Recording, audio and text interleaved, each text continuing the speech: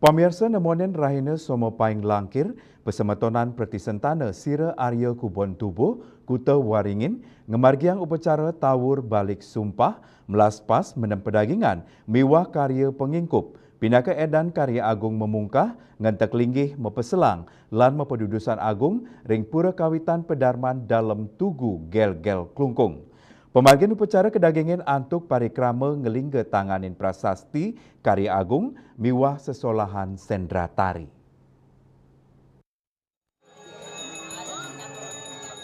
Sedurung puncak karya agung memungkah, ngenteg linggih mepeselang miwah pedudusan agung ring pura kawitan pedarman dalam tugu sane pacang kemargiang ring rahina Anggara Kliwon Bedangsia 15 Oktober warsa kalih tali 24 pesemetonan Perti Sentana Sira Arya Kubon Tubuh Kuta Waringin PPSAKK sampun ngemargiang dan upacara tawur balik sumpah melaspas mendem pedagingan miwah karya pengingkup.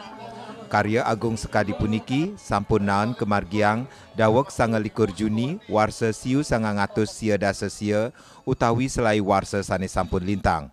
Penayuh karya Manggala Umum PPSAKK Pusat Profesor Dr. Iketut Merta Nguningayang, pemargin upacara tawur, melaspas, miwah mendem pedagingan, sampun Presiden memargi antar tur kaupa saksi oleh guru wisesa, miwah uleman tiosan. Indik sarana upakara minekadi wewalungan, sane kewigunayang, ring upacara tawur minekadi kebo, banteng, kambing, bebek, asu belang bungkem, miwah piranti tiosan. Sami wantah aturan saking Perti Sentana saking sejebak Bali.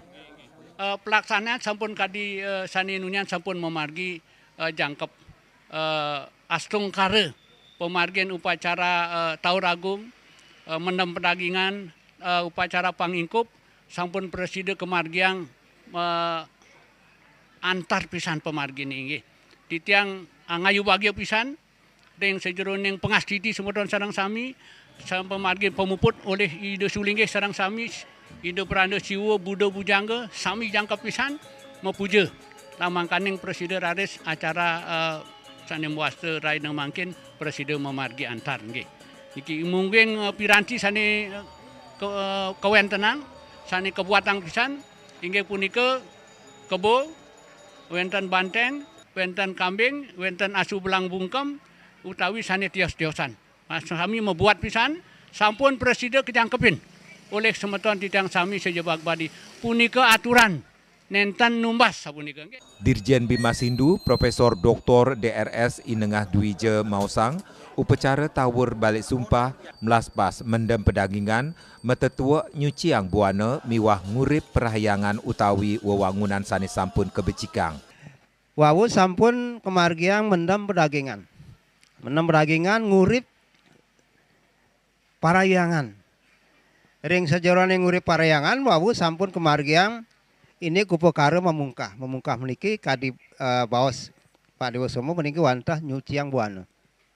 Mogi-mogi ring puncak karya puniki ido betara sampun suci ring akaso suci ring pertiwi.